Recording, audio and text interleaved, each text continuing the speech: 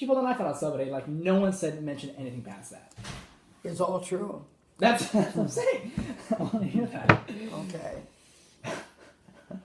You want to wait till she comes back? Well, she's heard it a dozen times. I'm surprised you want to hear that again.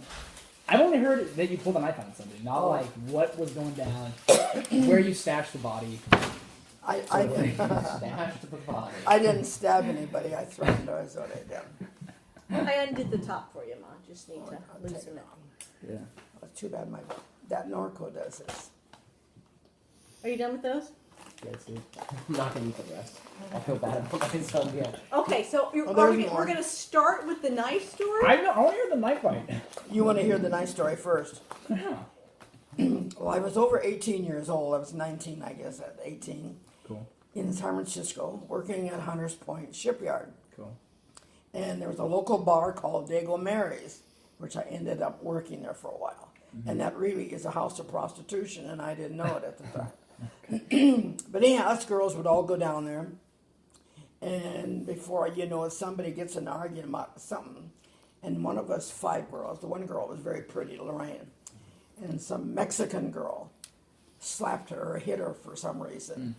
And I would always carry a knife, and we wore these majorette white boots that come up to your knee. All the girls, it was a fad then, and I kept one down inside of there. Nice. That's where they told me to do it.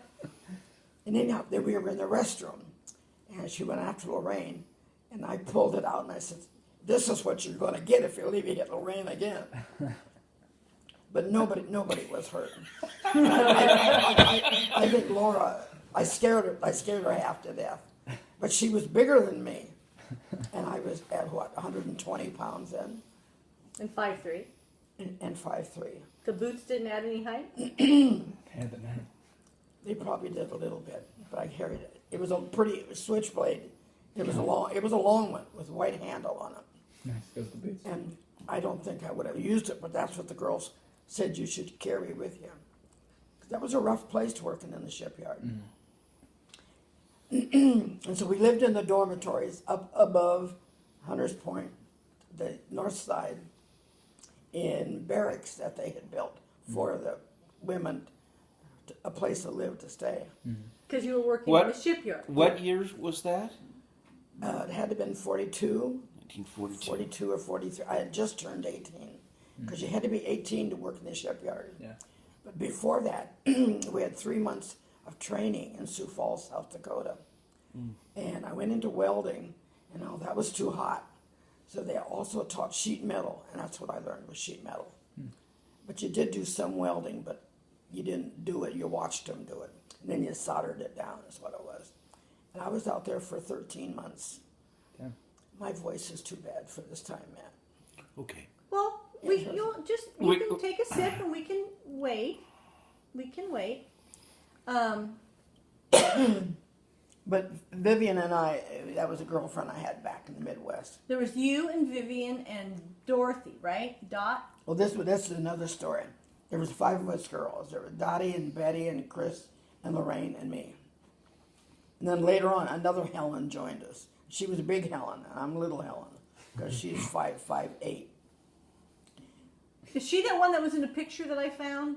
That was with you and Laura? Probably so. Okay. Yeah. All these old pictures tell stories. But I ran away from home when I was 15. Left, period. And Vivian, this was another girlfriend, decided we were going to go to California. And that's a long ways from South Dakota to California. Some on a ride all the way. Yeah. And we were outside of Omaha, Nebraska. We hitched a ride down there.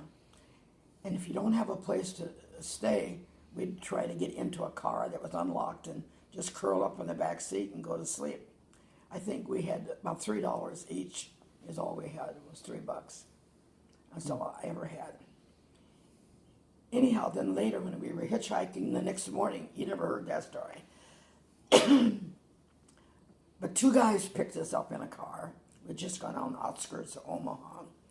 And they were pretty good looking guys. They were both in the front seat. And so the guy said, "One of you get in the back, girls." And then so they turned off the main highway and went down a side road. And we thought, uh-oh. So then they stopped the car, and the one guy, the passenger, got out and told Chris or Lorraine. Vivian Or to Vivian. get in the front seat, and he sat in the back with me. And they thought that we were prostitutes working on the road, is what they were.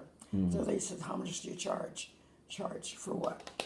We didn't know what they were talking about. So they said, "You're prostituting, aren't you?" We said, "No." And so then they said, "What would you do if we took you down here and we pulled a knife on you, or we tried to rape you or murder you or something?" Well, we'd fight you back. We had sat there maybe for an hour talking about this stuff. So finally, he pulled out his wallet, and they were cops. Both of them were cops on the sex detail, and they were just looking for girls that ran away that were doing what we were doing. And I guess that's what girls did in those days. They would hitch a ride and sell sex on the road. So we got back. They took us back to the main highway and dropped us off, and we kept going on our way. You were lucky. We were damn lucky. And then so later that afternoon, some guy picked us up, just in casual clothes. He was a serviceman, and he was going to Medford, Oregon. Well, we didn't know where in the hell that was. So we said, "Well, we're going to California." He says, "It's nearby. I'll take you as far as Medford." And we drove then day and night. And we go up through it was beautiful going up through Wyoming and going up through Montana, because it went at an angle some way. And then we got to Medford, Oregon. And he would buy us milkshakes every day, and we said we didn't have any money. Milkshakes and a hamburger or lunch. What a nice guy. Yeah. And didn't want anything, huh? No, he didn't even try. But he don't want either one of you drive. Neither one of us could drive, because he said I'd change off so I could get some rest. No, so we got to Medford, Oregon, and he dropped us off at noon. That's where he was going. So then we hitched a ride, and some old fart in a real nice car picked us up there, and he said he's going as far as Sacramento, California. Well, good, we're going to go to California. And so I got there late, I guess the next day, and it was getting towards evening. And he said, "I know this woman that has a rooming house. I'll get you girls the room for the night."